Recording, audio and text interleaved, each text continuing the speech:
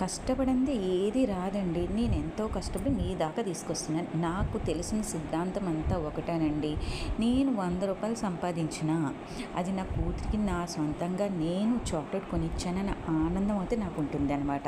అలా అని చెప్పి నేను వేరే ఒకళ్ళని మోసం చేసి అయితే చేయనండి.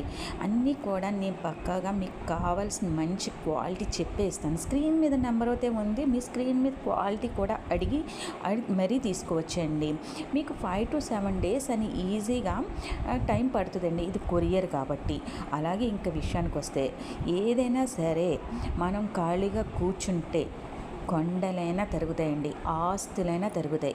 అందుకనే సరే మీరు ఏదైనా సరే కష్టపడి సంపాదిస్తేనే ఆ రూపాయికి విలువ.